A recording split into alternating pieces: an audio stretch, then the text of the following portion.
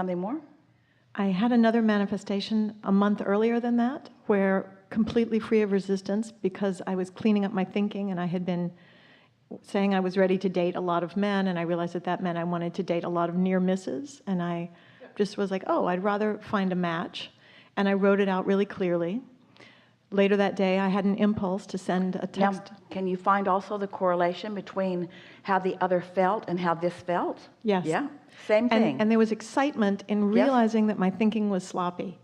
And as soon as I realized, oh, I was asking for near misses. I was asking for a string of near misses. I don't want that. I want a match. And so there was no resistance about worrying. It was just excitement.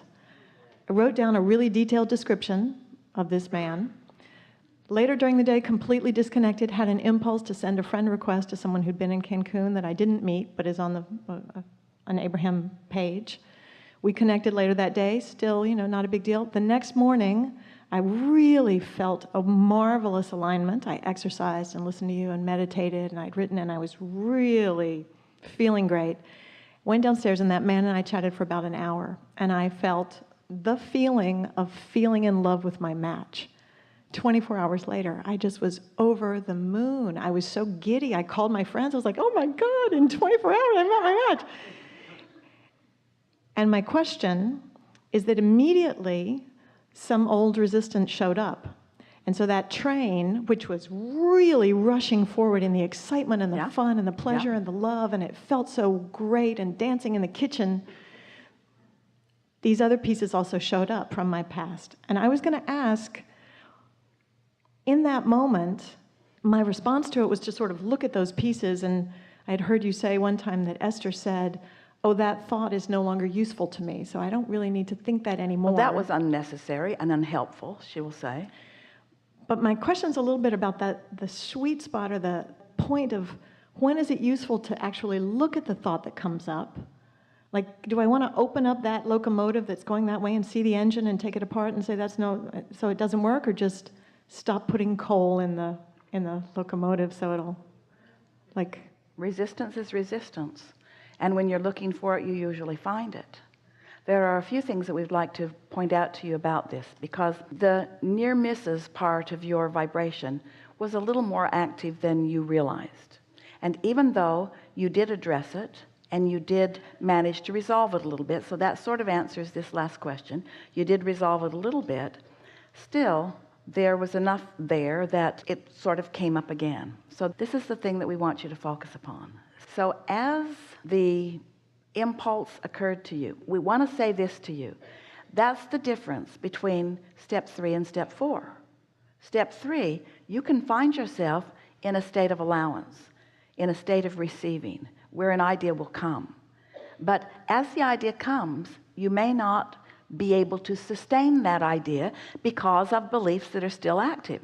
So this gives you an opportunity to acknowledge that and then sort of back away from it in order to allow yourself to get more in the receptive modes. But the question is, could your exhilaration over something else hold you long enough in the receptive mode on this new subject?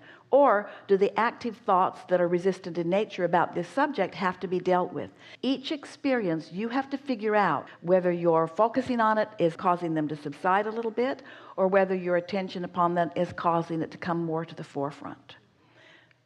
Good enough for that? In other words, you just sort of have to work that out on your own, as long as you know what your goal is. Your goal is to find relief. Don't get too critically engaged in the outcome, because the outcome will trip you up. If you stay involved in the way it feels rather than too activated about the outcome, then it goes better. We know that you got that to a large degree, and now we're going to give you something that's really going to help you get it all the way. And that is, you know how fortunate you are that you are able to relax and let a stream of thought flow and create a movie that will be on the screen.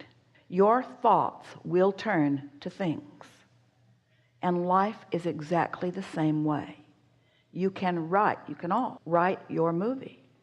You all have a producer called Law of Attraction, and you all have endless funding called the energy that creates worlds, and you all have everything that is necessary to bring the cooperative components together. In other words, you have a staff, you have a team of non-physicals and currents and laws that are helping you turn your ideas about a movie into a full-fledged movie. You create your own reality, whether it's on the screen or whether it's something that comes into your life experience. So knowing that, that's why there was such power in what you wrote. And so you know how in a movie the scene will change and then you can write it again. Esther plays a game with her grandchildren, and it's something that she learned when she was very, very young. And she tells a story. Yeah, I jumped out of an airplane. And the other person says, oh, that is so good. Or I fell out of an airplane. Oh, that's bad. Well, it's all right because I had a parachute. Oh, that's good. Well, no, it's not really good because the parachute did not open. Oh, that's bad. No, it's all right because there was a haystack down below me. Oh, that's very good. No, that's bad because there was a pitchfork in it. Oh, that's bad. No, it's all right because I missed the pitchfork. Oh, that's good. No, it's bad because I missed the haystack too. And so since Esther told this story to the children, now they want to play that game all the time. And so one of them will start a story. Oh, that's good. No, that's bad. No, that's good. No, that's bad. And they're all sort of practicing film writing, aren't they? So Esther was watching a television series that she likes to watch, and something happened and she said, oh, that's good. And then there was a plot twist immediately. She says, oh, that's bad. And then it changed. She says, oh, that's good. And she began to laugh because this thing went good, bad, good, bad, good, bad, good, bad, good, bad through the whole thing. And Esther's laughing because that's sort of the way the movie makers keep you engaged, is they give you a problem to which they help you find a solution and then you feel better. But it is sort of the way that the resistance helps you to continue to create and ask for more too. And so as long as you know that no matter what's happening, you can write a, oh, that's good scene right after it, then you can keep yourselves happily engaged and moving along and knowing that you do ultimately have complete creative control over what happens, not only with your movie, but with life.